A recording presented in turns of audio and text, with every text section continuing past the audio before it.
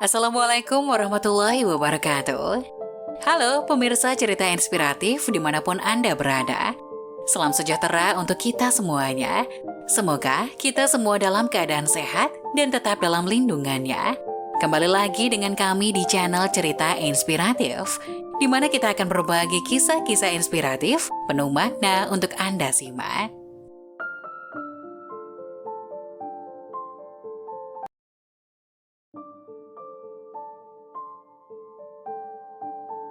Kesepian 12 tahun menjanda, seorang ibu nekat menikah dengan anaknya sendiri hingga begini.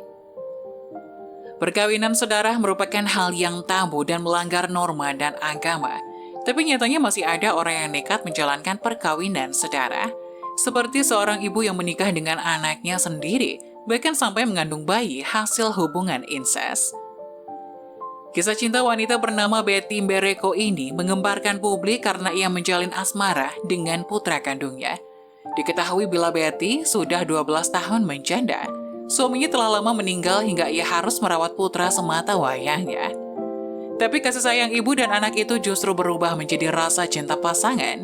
Melansir dari Elite Readers, kisah ini berawal setelah anak wanita berusia 40-an itu mempunyai kehidupan yang mapan. Atas jasanya tersebut, sang ibu tidak rela jika putranya itu jatuh ke pelukan wanita selain dirinya. Betty akhirnya memutuskan menikah dengan anaknya sendiri atas dasar sama-sama suka. Mereka bahkan berniat meresmikan hubungannya melalui pernikahan yang sah. Wanita 40 tahun ini juga bahkan tengah hamil besar, hasil dari hubungan incest dengan putra kandungnya tersebut. Dikutip dari Guide Ghana, Betty menjanda selama 12 tahun dan tinggal bersama anaknya, Farah Mbereko, 23 tahun. Setelah suaminya meninggal, Betty merasa punya hak atas putranya tersebut dan bahkan berhak untuk menikahi Farah. Tak disangka, Farah juga mengiyakan aksi gila ibunya dan siap untuk menikah dengan Betty. Banyak orang yang tidak setuju hubungan terlarang ini karena dinilai bertentangan dengan norma dan agama. Saat kepala desa menyodorkan pilihan untuk mengurungkan niatnya itu atau pergi dari desa, keduanya memilih pergi meninggalkan desa dan menikah di tempat lain. Bagi masyarakat umum, kawin dengan saudara kandung merupakan sebuah pantangan dan bahkan tidak bisa ditoleransi. Mereka tidak mengenal agama dan pendidikan, serta cenderung tidak mau hidup bersosialisasi dengan warga lainnya.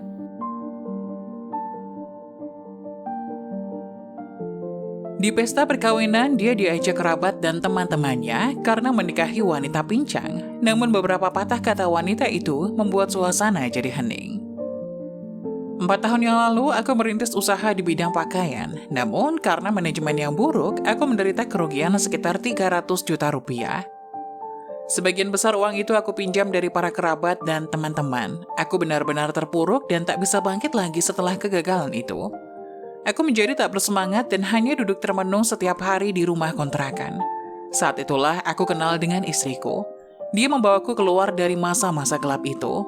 Seperti kata pepatah, di mana jatuhnya, disitulah bangkit kembali. Aku dan dia kembali menjalankan usaha itu dan tak disangka.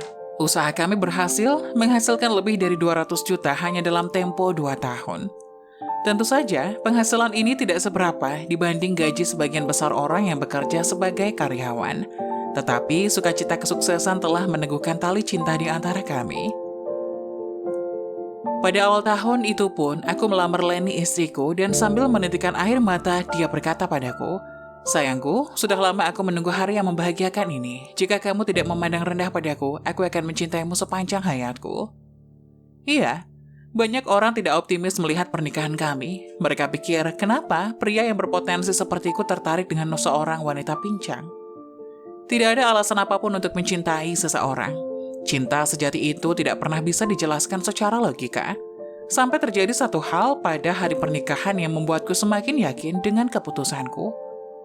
Sebelum nikah, banyak kerabat dan teman-temanku berkata kepadaku, "Heran, apa yang membuatmu mencari wanita seperti itu untuk menjadikannya istri? Nanti pasti akan menjadi bebanmu. Kamu harus mempertimbangkan bagaimana perasaan orang tuamu," kata mereka. Pada hari pernikahan, pembawa acara memintaku untuk bertukar cincin dengan istriku. Pada saat tukar cincin, umumnya ada tepukan tangan meriah dari tamu undangan sebagai ungkapan keberkatan pada kedua mempelai. Tapi pada saat itu, aku hanya mendengar suara bisikan dan tarikan napas panjang. Selanjutnya, kedua orang tuaku naik ke podium untuk memberikan sambutan. Mungkin saking tegangnya, ibuku tanpa sengaja jatuh. Melihat itu, istriku berjalan terseok-seok ke sisi ibu, kemudian berlutut sambil memeluk ibuku. Dan dengan panik bertanya kepadanya, "Ibu tidak apa-apa kan, Bu?" Menyaksikan pemandangan itu, pembawa acara tak tahan menitikkan air mata. Para hadirin pun diam dalam keheningan. Istriku memapah ibu sambil berjalan selangkah demi selangkah ke tengah podium dan berkata dengan mikrofon, "Para hadirin yang terhormat, saya harap kalian maklum, ibu mertuaku sudah tua dan aku akan merawatnya nanti." Beberapa patah kata yang biasa dan sederhana membuatku tiba-tiba menitikkan air mata. Adalah berkah bagiku bisa menikahi wanita seperti Leni menjadi pendamping hidupku. Mereka yang pernah mengejek dan menertawakan pilihanku hanya bisa terdiam, merasa malu. Kebahagiaan sebuah perkawinan tidak ada hubungannya dengan status sosial dua insan yang telah disatukan, tapi penyatuan dari lubuk hati yang paling dalam dan keyakinan yang sama dalam kehidupan yang dijalani hingga akhir hayat.